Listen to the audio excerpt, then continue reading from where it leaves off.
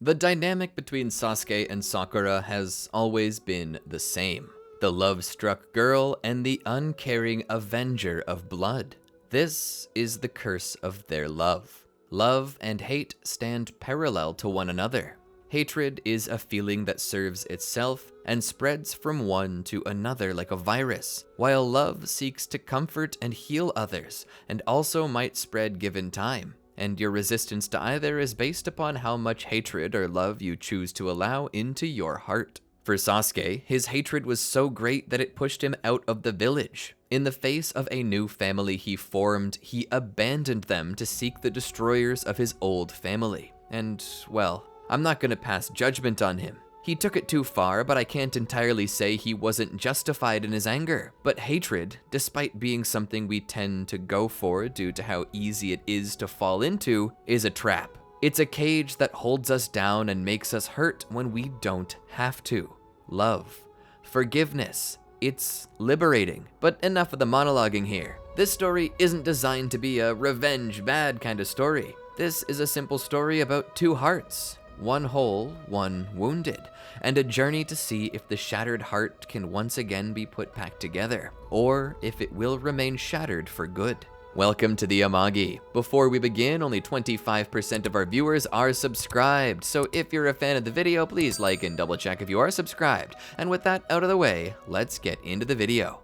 In a world not too unlike the original, there is a strange difference. A pair of souls being swapped in their transport into the body conceived by two pairs of loving parents. You know the story of Sasuke Uchiha and the story of Sakura Haruno, but today the eye of my Rinne Sharingan reflects upon the moon once more as my mind wanders. I wish to reflect not only upon the moon, but upon my own thoughts as I consider a new tragic tale. Will you join me? Today, I wish to tell the tale of Sakura Uchiha and Sasuke Haruno, two very special people with very different minds. You see, Sasuke was born to two very loving, somewhat helicoptering parents. Due to this, Sasuke would come across as sheltered. That was the best way to say it. He was sheltered. Lacking in his independence, he was afraid of being out there on his own. As he went to school, he was found to be quite cute by many of the girls, and his gentle smile and brilliant seafoam green eyes sparkled in a way that enthralled any girl who dared look into them. But he wasn't the only heartthrob in the classroom.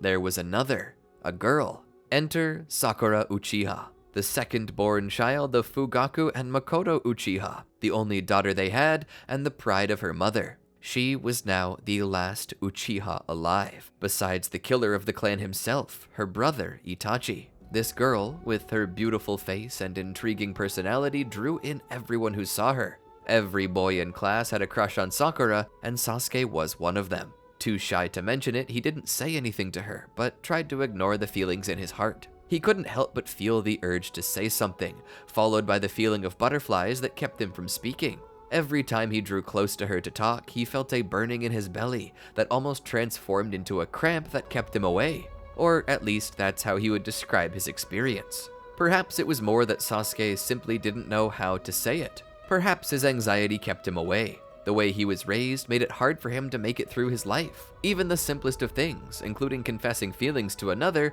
were difficult for him. The rest of the boys were always trying to hit Sakura with their skibbity riz, that is to say their playground charisma, which seemed to be anything but, and she always shot them down with the most hateful glare, as if saying that it did not matter to her, and never would.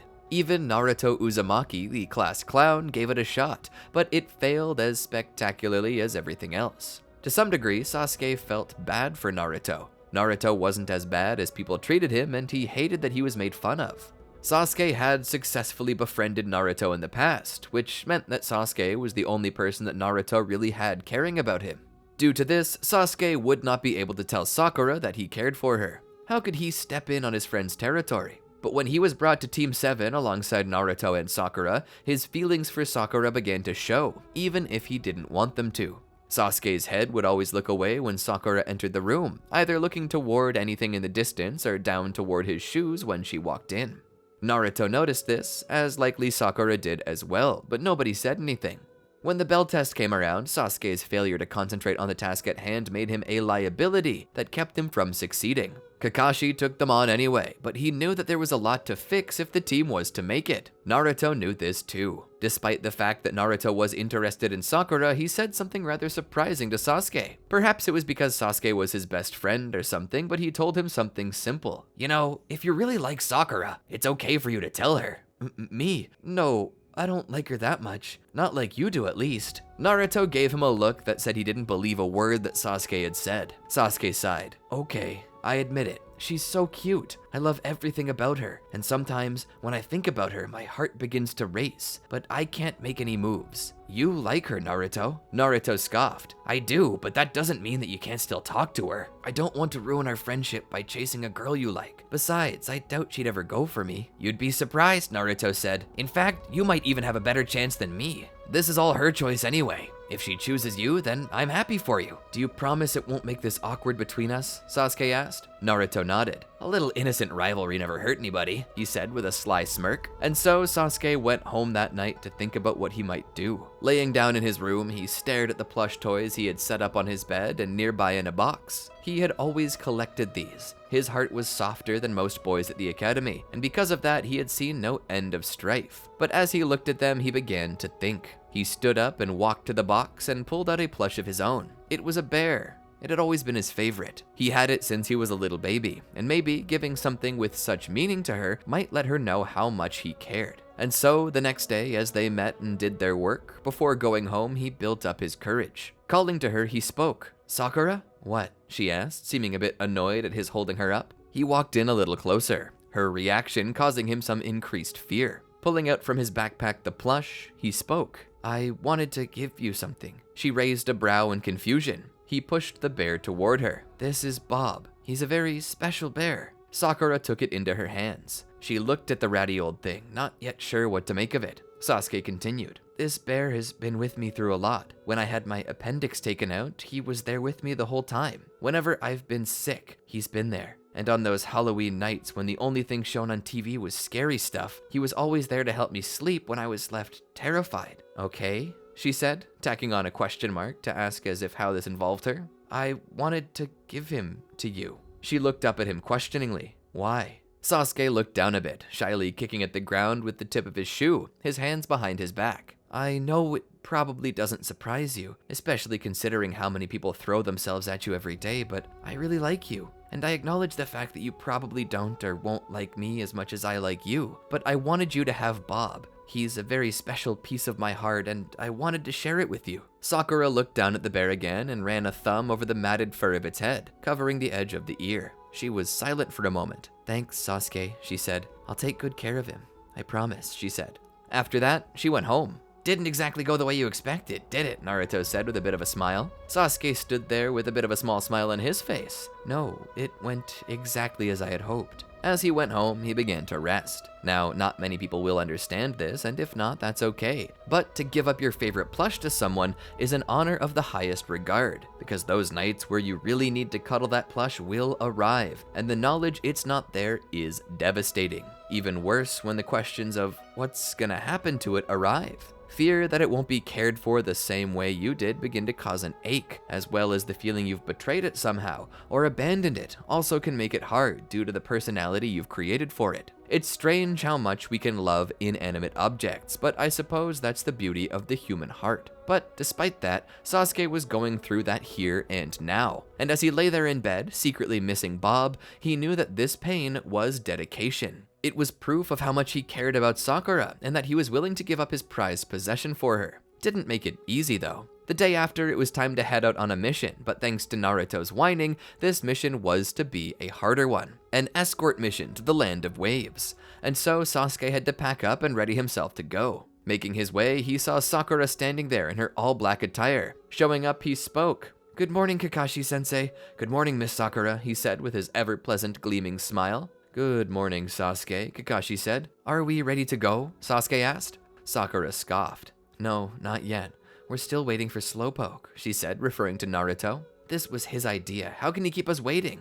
I'm sure he doesn't mean to, Sasuke said in defense of his friend. It wasn't much longer before Naruto finally arrived, and with that, they were free to go. But I'm sure you already knew that this wasn't going to be an easy time for them. The Demon Brothers and Zabuza got in their way, and despite their low ranks, they managed to turn them back thanks to Sakura, Naruto, and Sasuke's ingenuity. But this leaves Kakashi bedridden due to the overuse of his Sharingan.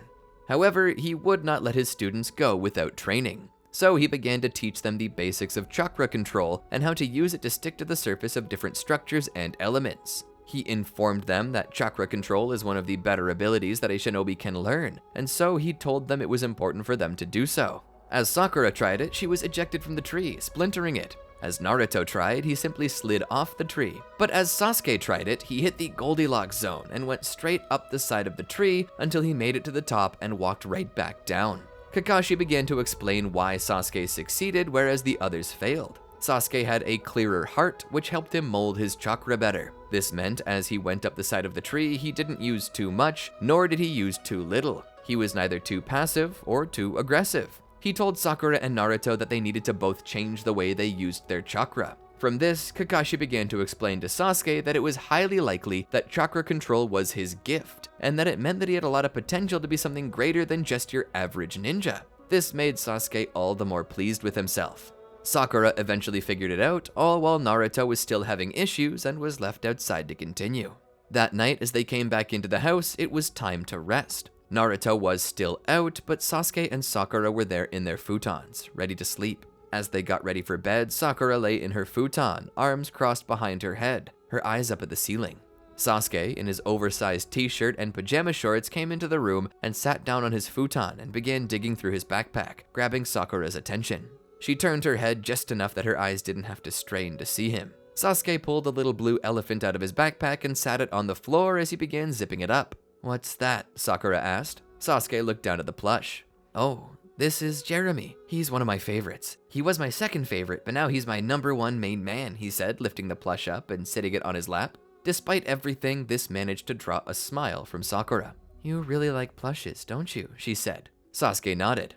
"Ever since I was young, I found myself in love with the softies. They're my favorite type of toy." "Aren't you a little too old for toys, though?" Sakura asked. "Nobody's ever too old for toys, especially when that toy's a plush. I'll die on that hill."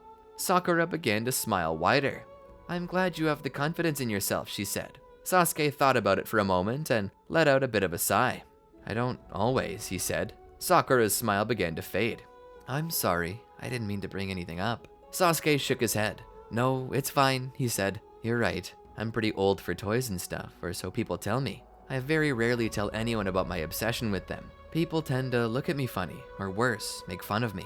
Some of the kids back at the academy used to call me a sissy, but I'm not. I just can't help that I like cute things," he said. "Plushes bring me comfort. They make me feel like I've got more friends than I actually do." He squeezed Jeremy tightly. "Then again, Jeremy is as real as I make him, so I guess I do have more friends than I really do." Sakura turned over on her side, propped up by an elbow. "When I was younger, I used to love dolls. You know, the rag ones. Ever had a rag doll?" Sasuke looked down and away. "Won't make fun, will you?" Sakura's smile softened as she drew an X across her chest. "Cross my heart." Sasuke then spoke. "When I was really young, my mom gave me a rag doll. It was hers when she was my age. It's really old, so I have to be super careful how I play with it. I keep it separated from the rest of my collection somewhere safe. Every so often, I'll open it up, take it out, and gently hug it. I always liked the way it smelled. It smelled like an old doll, and that was kinda nice. But as I said, it is very old, so I tend not to take it places with me. And probably due to that, I developed a deeper bond with Bob and Jeremy." Sakura smiled. "You know, I'm taking very good care of Bob," she said. "I've got a good place in my apartment for him. I've got a place on my dresser where I sit him. I can look at him from there." It made Sasuke smile. "You keep him with your other plushes?" Sakura looked away as if the question was hard. She shook her head. "I don't have my old plushes anymore," she said. Sasuke seemed appalled. "What? Why not?" he asked. "Some bad stuff happened to me in the past," she said. "They just kept reminding me of those things. I was forced to grow up faster than I should have been, and because of that, my plush collection suffered." Sasuke looked down. "Oh." There was silence for a few seconds before he spoke. "I'm sorry about whatever happened to you." Sakura kept her eyes on Sasuke's, even if he wasn't looking at her. She saw the genuine remorse. Something horrible must have happened to make her abandon all her plushes, Sasuke was thinking. Sakura spoke. "You didn't do it," she said. "I know I didn't, but I'm still sorry. Sometimes I think I never want to grow up, but adults tell me I have to. I have to be responsible. And I know that's true, but why does responsibility mean I can't do the things I like? If being an adult means I work hard, be responsible, and make the decisions to chase what makes me happy, then what if what makes me happy is doing the things I did when I was a kid? Then it's the mature thing to do, Sakura said. Maturity isn't letting go of the child in you, it's learning to live responsibly while maintaining it. Sasuke smiled as he nodded. Well, what about you? Is your inner child still in there? Sakura looked down and shook her head as her gaze returned to Sasuke. Sadly not. That part of me was killed a long time ago, she said.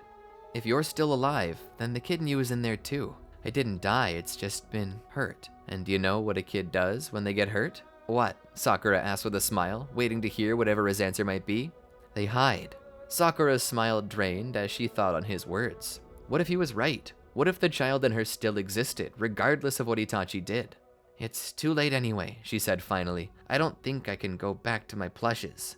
Why not? Sasuke asked. Sakura saw how much Sasuke cherished them. She couldn't tell him what she had really done to them. I gave them up. They're probably someone else's by now, she said with a smile. Deep down, she knew. Enraged by what Itachi had done to her, she had destroyed the house. Getting to her room, she had ripped the heads and limbs from every plush she had and trashed them. And now, for the first time in a long time, she thought about those plushes and what they meant to her. How her parents had gifted them to her. She only just now began to think about how many memories were attached to them, and how she had just destroyed them. Are you okay? Sasuke asked. Yeah, I'm fine, Sakura said. Are you sure? He questioned. You're crying. Sakura then realized there was a tear running down her cheek. Oh, when did that get there? She asked, trying to laugh it off. Sasuke drew closer, bringing Jeremy with him. Sitting right in front of her, he spoke. Someone really hurt you, didn't they? Sakura's composure began to fail as Sasuke hugged her tight. That night, he pulled his futon right next to hers and placed Jeremy between them, allowing her to hug the elephant as much as she needed, his hand on hers, squeezing tightly to let her know he was still there and that she wasn't alone. Who was this boy that he could bring something like this out of her?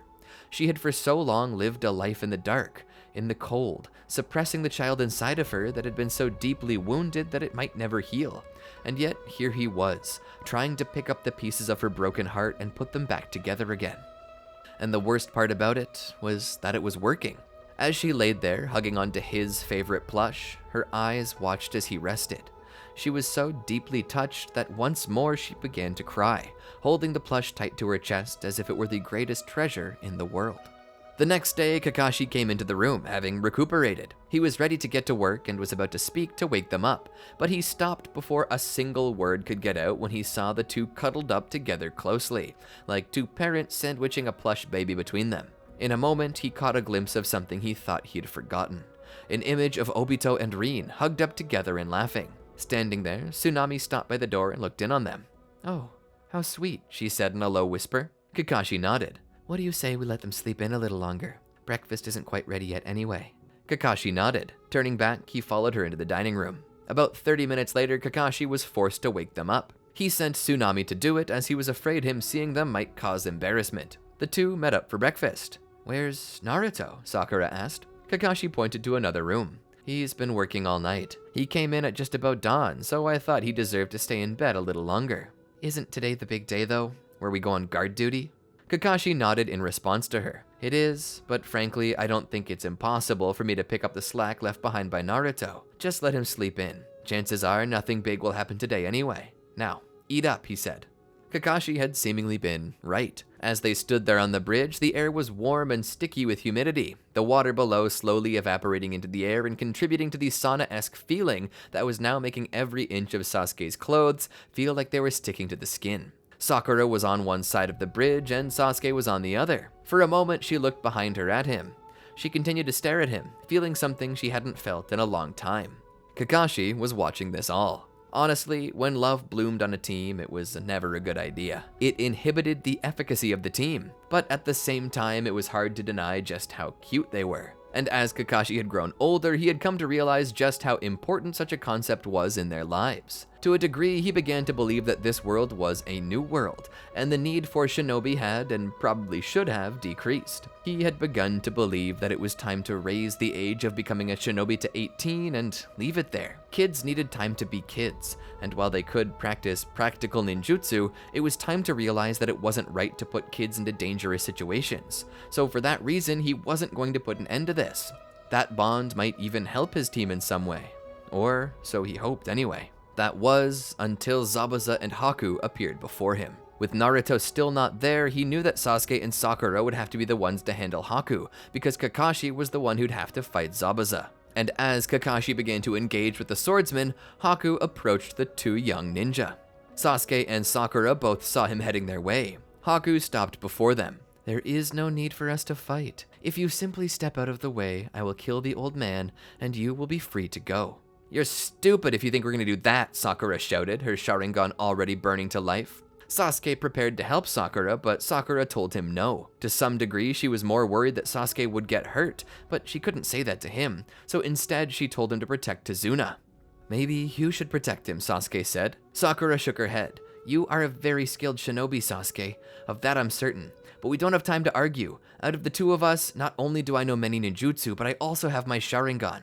I can track this shinobi more easily. I've got a higher chance of winning. So for now, you sit out, okay?" Sasuke reluctantly agreed. He had never been a super strong fighter, and he never really did make a big deal out of the concept of letting others fight their own battles. But right now, he was feeling quite ashamed of himself. He felt as though he simply wasn't strong enough to protect Sakura, and given how much he cared for her, he felt as though this were unacceptable. But what more could he do? If he jumped in right here, all he would succeed in doing is getting himself killed and slowing Sakura down, likely to the point it might get her killed. Regardless of what it was he wanted to do, he simply had to admit that she was a better fighter than him by leaps and bounds. All he could do was watch. The battle continued, but as the demonic mirroring ice crystals were used, it became obvious to him that Sakura was getting overwhelmed. As Haku jumped from mirror to mirror, it seemed that his speed was increasing beyond what the Sharingan could keep up with, or at least beyond what Sakura could react to.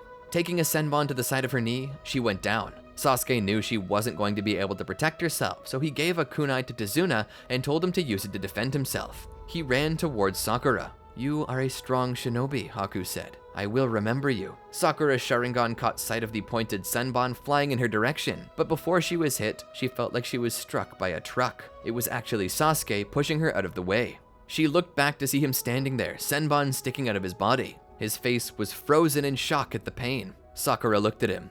"Sasuke!" Sasuke began to feel strange. Despite these senbon being as small as they were, he felt as though his world was closing up around him. Falling to his knees, he hit the ground. Sakura crawled over to him to pull him up. "What did you do?" she screamed in panic. "Why did you get in the way?" "You were so vulnerable. The shinobi was gonna kill you. I couldn't let them, so I..." "Got us both killed? Do you think I could survive like this? You could have lived. You could have... Sasuke looked at her, his gaze slipping. No, she said, shaking him. Sasuke's gaze returned for a moment. "Don't go, Sasuke," Sakura begged, tears running down her cheek. Sasuke spoke.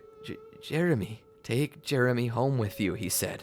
"No, he's yours," she said. "You're going to take him home yourself." Sasuke's gaze began to slip again. "Sasuke!" She shook him, but this time he didn't come back. "Sasuke!" she cried out, but there was no response. Laying him back down, she placed her ear to his chest, but didn't hear anything. This was impossible. This couldn't happen to her. She had lost everything, and now, only when she's starting to learn how to love again, he's taken too? "I don't know who he was, but his heart was strong," Haku said, as if somehow that might make Sakura feel better. There was only one thing that might make her feel better, though. Turning her head, her tear-filled gaze meeting Haku, slowly those clear tears began to run red with blood. Haku had no clue that a moment later, he would be set ablaze. Jumping over the side of the bridge, he plummeted into the water to smother the flames, but even that could not quench them. Sakura, completely done with it all, turned her gaze to Zabuza next, setting him aflame as well. This was the heat of her hatred, the bloody tears, the sorrow from losing someone near and dear to her. And when Gato and his men showed up, they too were set aflame by the eternal flames of Amaterasu. Sakura finished with her rampage and would look down at Sasuke and begin to pull the senbon out, beginning a form of CPR, refusing to believe he could be gone. She continued going until she heard ribs crack. She couldn't stop. She needed him to be okay, and miraculously, he did revive. However, he was in immense pain. He was admitted to a hospital, his ribs wrapped up from the wounds. Traveling back was rough. Sakura carried Sasuke's backpack, and Kakashi carried Sasuke on his back. He didn't want him exerting himself while breathing was still painful. Upon getting back to Konoha, he asked if Sakura could go by herself back to her home. He needed to talk to Hiruzen about this. Sakura nodded. Despite this, Sakura opted to bring Sasuke home. It was quite the thing to have to explain to Mr. and Mrs. Harano why their son was in such a condition. In the end, they were just glad to see him safe. Sakura helped him up to his room, and there she helped him into bed. As he lay there, his breathing was a bit of a wheeze. Sakura felt terrible. She'd done this to him, but it was better than losing him. She pulled Jeremy out and laid it in bed with him. "Will you be okay?" she asked. Sasuke nodded. Sakura stood and began to make her way out of the room, only stopping when he called out to her. "Sakura." "Yeah?" "Thanks. No problem." She left the home. Making it back to her apartment, she entered in and looked out the window at Konoha. Coming back to her bed, she fell back on it. Turning her head, her gaze fell upon that ratty old bear that had been gifted to her by Sasuke. Standing up, she walked over to the bear and lifted it up into her arms. Sitting down on the bed with it, she rubbed through its fur once more and hugged it tightly. She felt something inside of her sparking back to life, something she thought had died a long time ago. Laying back, she put the bear in a place of honor on her bed. The ice around her heart cracking, she began to feel as though maybe Sasuke would be able to help her heal. Letting off a smile, she closed her eyes. "I think I deserve a nap." And that's where I think I'll call it for the night. I hope you enjoyed the video. I've been wanting to do a video like this for a long time. It's not the first time I've made people on Team 7 swap lives. I believe I've made Sasuke and Naruto do it not once, but twice. It only makes sense that the two lovers we've been rooting for since episode 3 get a chance. But I want to know what you all think. Is this something you'd like to see more of? Let us know in the comments below, and let us know any other groups you might like to see switch lives. Don't forget to like, subscribe, and ring the bell to be notified when other videos like this drop. Until next time, peace.